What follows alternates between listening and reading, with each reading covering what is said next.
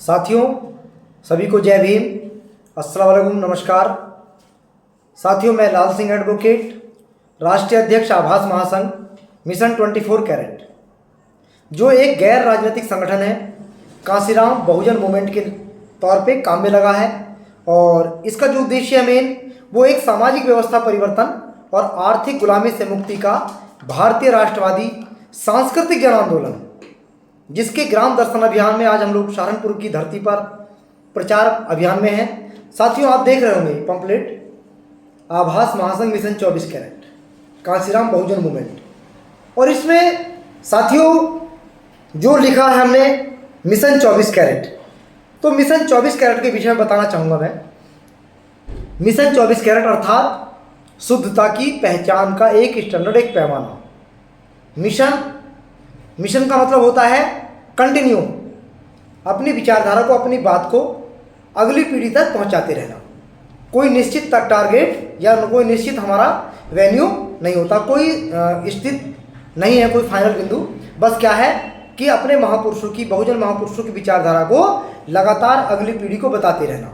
ये क्या है, जैसे चरैवती अर्थात चलते रहिए, गतिमान रहने का मतलब। उसके बाद एक होता है क्रांति, एक होता है आंदोलन, एक होता है मिशन।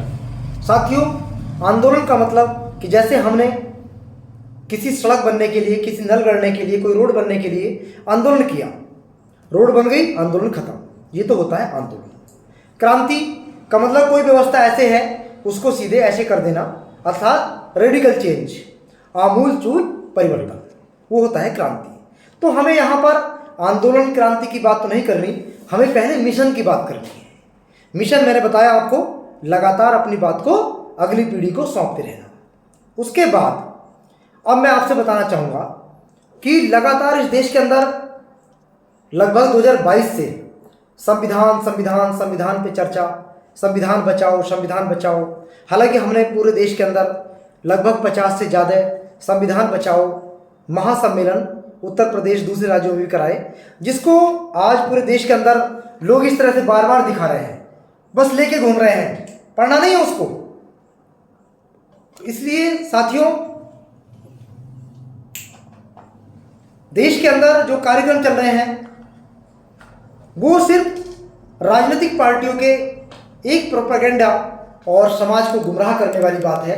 क्यों गुमराह करने वाली बात है, मैं बताना चाहूँगा कि 2014 से जब से भाजपा सरकार बनी है, जितने भी आर्टिकल्स, जितना भी संविधान में संशोधन किया गया है, क्या कोई संशोधन रोक पाई सरकारें? जिसको बहुत सारी विपक्ष नहीं रोक पाई, बल्कि हमारे नेताओं ने, कई बार तो ऐसा हुआ कि जो बहुजन समाज के लीडर हैं, नेता हैं, उन्होंने उन आर्टिकल के संशोधन पर अपनी सहमति भी दी है। भले ही अंदर, क्योंकि अंदर तो उनका कोई सांसद था नहीं, बाहर से ही सहमति दी है। तो भाई हम ये कहना चाह रहे हैं कि जो तुम सहमति दे रहे हो, कल अगर पूरा संविधान भी ये चेंज कर दें, इसका मतलब तुम फिर भी सहमति दोगे। इसलिए साथियों, हमने मिशन 24 कैरेट जो तैयार किया है, वो मिशन क्या है, मैं 2 मिनट में आपको 5 मिनट बताना चाहूँगा। मिशन ये है कि साथियों, इस देश के अंदर, इस देश में मान्यवर कांशीराम साहब ने बोला, समझाया, जब 1978 में बामसेफ तैयार की। बामसेफ एक कर्मचारी संगठन था, तो उन्होंने बताया कि भाई देश में सदियों से सामाजिक और धार्मिक व्यवस्था वो गैर बराबरी पर आधारित, ऊंच नीच पर आधारित है, भेद विषमता की बात करता है, और हम इसको समाप्त करना चाहते हैं। तो हे बहुजन समाज के लोगों, आपका हित इसको समाप्त करने में, ऊंच नीच वाली व्यवस्था। और ये कह रहे हैं कांशीराम साहब उन लोगों से जो इस देश के अंदर भेदभाव व्यवस्था को बना के रखना चाहते हैं और ऊंच नीच की व्यवस्था को स्थापित रखना चाहते हैं। तो वो लोग, कांशीराम ने कहा कि भाई इस देश में वो लोग 15% हैं जो लोग इस देश को मतलब अबराबरी के आधार पर स्थापित रखना चाहते हैं, और ये लोग वो लोग हैं जो यहाँ पर समानता वाली व्यवस्था चाहते हैं। अर्थात ये बात निकल करके आई, स्पष्ट हुई कि अब यहाँ 2 वर्गों में लड़ाई है। एक वो वर्ग जो संख्या में तो ज़्यादा है लेकिन समानता चाहता है, एक वो वर्ग संख्या में कम है लेकिन असमानता चाहता है। संख्या कांशीराम ने बताई 15% और इनकी 85%। तो अब हमें ये पता चला कि इस देश के अंदर जो लड़ाई है वो 15 और 85 की लड़ाई है। एक तरफ 85%, एक तरफ 15%। तो कांसराम साहब बता रहे हैं कि भाई दुनिया के लोकतंत्र में एक ऐसी व्यवस्था है जहां पर अधिकतर लोग कम लोगों पर शासन करते हैं, लेकिन भारत का लोकतंत्र अजीब लोकतंत्र है। कैसे? कि कम संख्या वाले लोग अधिक संख्या वाले लोगों पर राज करते हैं और सदियों से राज करते चले आ रहे हैं। तो भाई हमें इसको हटाना होगा और हमें इस ऊंच नीच वाली व्यवस्था को ऐसे करना होगा। और नारा दिया कांशीराम ने, वोट हमारा राज तुम्हारा, नहीं चलेगा नहीं चलेगा। लेकिन आज जब कांशीराम का मूवमेंट अपने चरम स्तर पर पहुंचा, तेजी से बढ़ रहा था, डंडे और झंडे के साथ, तमाम नारों के साथ, तब क्या हुआ? कांग्रेस और भाजपा और तमाम और विपक्षी दलों के पेट में दर्द होने लगा। और दर्द ऐसे होने लगा कि भाई कांशीराम के मिशन को, कांशीराम को रोको, कांशीराम को रोको, नहीं तो फिर यहाँ के मनुवादी लोगों को अपनी पहचान छुपाने के लिए मजबूर होना पड़ेगा और यहाँ से विदेश भागने के लिए हम लोगों को अपनी व्यवस्था करनी होगी। इससे पहले कि वो लोग उस स्तर पर आते तो कांशीराम के शिष्य ने ही कांशीराम के मिशन को तोड़ने के लिए तैयार कर दिया। और इन लोगों को जब देखा, कांशीराम ने बताया कि भाई हम लोग, अगर तुम ये नहीं मानते इस व्यवस्था को, तो हम तुम्हें यहाँ से हटा के अपने पीछे ले आएंगे। अब ये हमारे पीछे आ गए 15% के लोग। और क्या हुआ? कांशीराम ने कहा अब इस देश का कारोबार, इस देश की शासन व्यवस्था अब हमारे हाथ में होगी, हम चलाएंगे, आप हमारे पीछे आएंगे। लेकिन इस वाले वर्ग ने कांशीराम के ना रहते हुए, जो 2006 में 9 अक्टूबर को जब कांशीराम का परिनिर्माण हुआ, तो ये लोग फिर यहाँ से हटके फिर यहाँ स्थापित हो गए। अर्थात जो कांशीराम का मिशन, मूवमेंट, आंदोलन तेज गति से 100 किलोमीटर प्रति घंटे की रफ्तार से चल रहा था, उसको रोकने का काम किया। और वो धीरे धीरे धीरे धीरे, चाहे बाम साइफ हो और चाहे DS4 हो और चाहे बसपा हो, अपने आप में वो मूवमेंट आज सिकुड़ता नजर आ रहा है। आज वो अपने ऑक्सीजन के लिए तड़प रहा है कि उसको सांस लेने के लिए ऑक्सीजन की जरूरत है।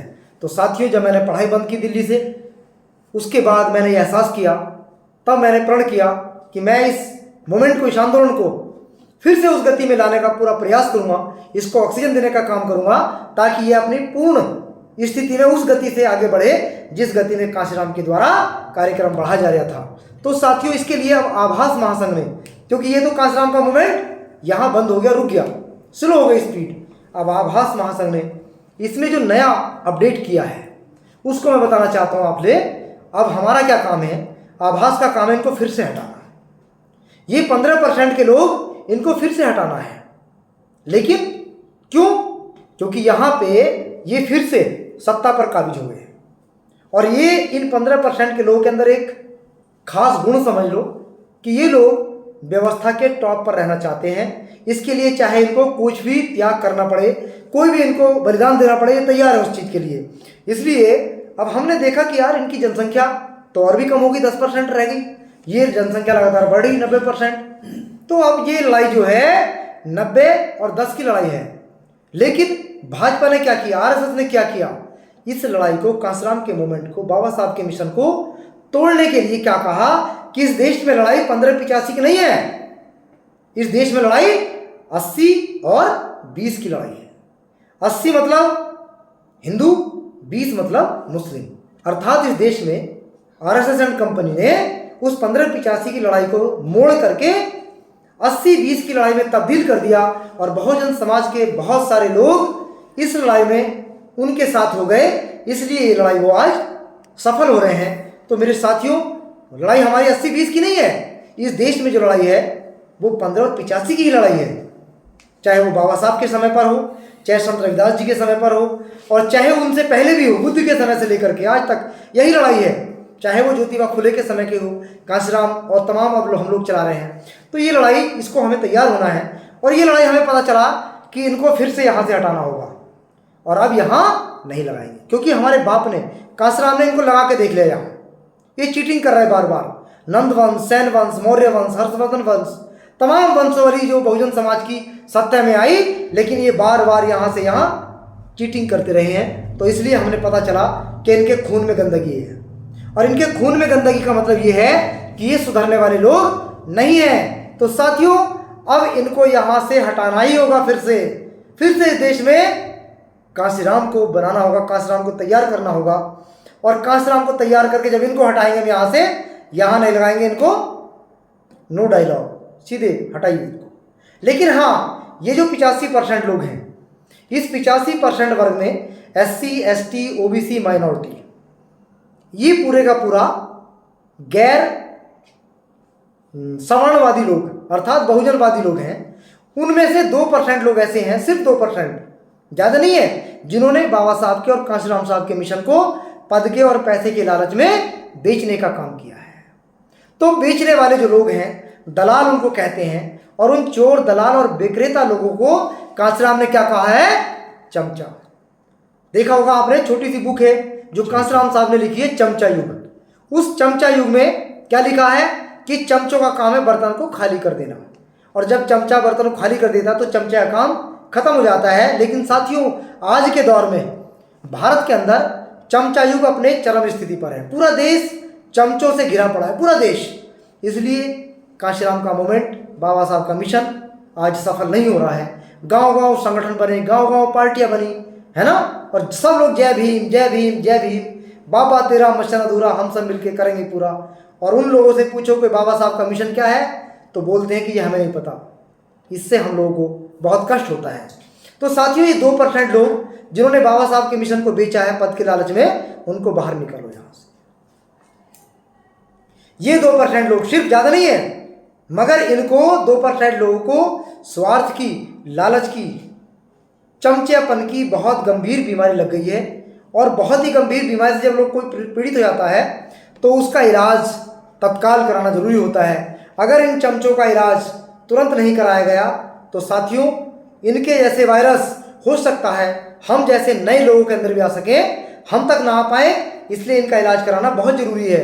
तो बहुत गंभीर बीमारी का इलाज कहाँ होता है? अस्पताल के ICU में। समझ रहे होगे? ICU होता है तुरंत इमरजेंसी केयर यूनिट। अब ये इनको धीरे से रखो, इन 2% लोगों को, और इनको यहाँ भर्ती करा दो। इनका इलाज चलता रहेगा क्योंकि इनके खून में गंदगी नहीं है, ये स्वार्थवश बीमार हुए हैं। अब इनका बीमारी का इलाज चल रहा है। तो अब बताइए, आप समझिए कि ICU में सिर्फ 2 ही काम होते हैं, या तो आदमी सही होकर निकलता है या फिर मर के निकलता है। ये वही होगा इनका काम, ICU वालों का। अर्थात ये लोग सुधरेंगे तो ठीक है, नहीं तो मरना इनका तय है। और इनकी ICU क्या है साथियों? इनको वोटिंग नहीं करनी है, इनको हम लोग वोट नहीं देंगे। तो ये ICU में इलाज चल रहा है। अब बाकी जो सोसाइटी बची यहाँ पर, ये तो ईमानदार सोसाइटी है, ना कोई मक्कारी, ना कोई गद्दारी, ना 420, ना भिखारीपन है। ये सब मेहनतकश लोग हैं, मेहनतकश बहुजन मूल निवासी। तो जब ये शुद्ध समाज हो गया, और शुद्धता की पहचान पूरी दुनिया में क्या रखी हमने? 24 कैरेट। तो अब हम ये कहना चाहते हैं देश के लोगों से कि अगर हम इसको, इस पूरे बहुजन समाज को, शुद्ध समाज को अगर 24 कैरेट कह दें तो कोई अतिशयोक्ति नहीं होगी साथियों। जैसे कांशीराम ने बहुजन कहा तो जातियों का काम खत्म, ठीक, कोई जाति नहीं आई सामने।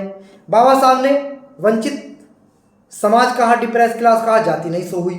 SC ST OBC कहा, जातियाँ नहीं सो हुई। वैसे ही आज हमारे आंदोलन चल रहे मूल निवासी, तो मूल निवासी का मतलब कोई जाति सो नहीं हो रही। वैसे ही आभास महासंघ ने इस देश के अंदर एक नया सिगुफा छोड़ा है कि इस देश के बहुजन मूल निवासी अब ये सब कौन है? 24 कैरेट। तो जब ये सब 24 कैरेट हो गए तो अब हम क्या कहेंगे? अब no Chamar, no Pasi, no Khatik, no Yadav, no Kori, no Kumhar, no Saini, no साकिए, नो मौर्य, कुछ नहीं। अब ये सब क्या है? ये सब 24 कैरेट। यहाँ का मूल निवासी शुद्ध प्योर 24 कैरेट है। और इस 24 कैरेट को कहने में कोई अतिशयोक्ति नहीं है। लेकिन साथियों, जिस समय चुनाव होता है तो चुनाव के समय पर यह समाज 24 कैरेट नहीं रहता है। क्यों? क्योंकि जब वोट का समय आता है तो हमारे लोग क्या करते हैं, बहुजन समाज 24 कैरेट लोग, वो 500 रुपये में, मिठाई में, साड़ियों में, मच्छरदानियों में अपने वोट को बेच देते हैं छोटे छोटे स्वार्थों में। तो भाई, मैं उन लोगों से ये कहना चाहता हूं कि जब छोटे छोटे स्वार्थों में 500 रुपये में तुम अपना वोट बेच सकते हो, तो कल 2000, 2000, 3000, 2500 में अपनी बिटिया बेच सकते हो। खबरदार अगर अपना वोट बेचा तो। क्यों?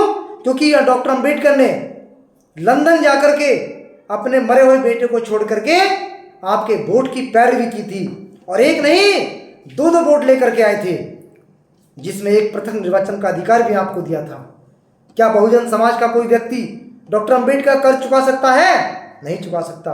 तो साथियों, इस वोट का प्रयोग हमें छोटे बड़े स्वार्थों में नहीं करना है। इस वोट का प्रयोग इस देश के विकास में और अपनी पीढ़ियों की सम्मान, स्वाभिमान और हक अधिकारों के लिए इस वोट का प्रयोग करना है। तब जाकर के आप लोग 24 कैरेट होंगे, नहीं तो 24 कैरेट नहीं होंगे। तो साथियों, मतलब कहने का ये हुआ कि फिर से हमें कांसराम को तैयार होना होगा, कांसराम की तरफ जाना होगा और ना बिकने वाला समाज तैयार करना होगा। जिस दिन ना बिकने वाला समाज तैयार हो गया, उस दिन ना बिकने वाले नेता भी तैयार हो जाएंगे और फिर हम इस देश के शासक होंगे। साथियों, फिर हमें आईसीयू की आवश्यकता नहीं रहेगी। इसलिए हमने नारा दिया है, बेटी बचाओ वोट बचाओ जन चेतना अभियान। इसलिए गंभीर बता रहा हूं बात में आपसे, वोट बचेगा तो बेटी बचेगी, और नहीं तो अगर वोट नहीं बचा तो बेटी भी नहीं बचेगी।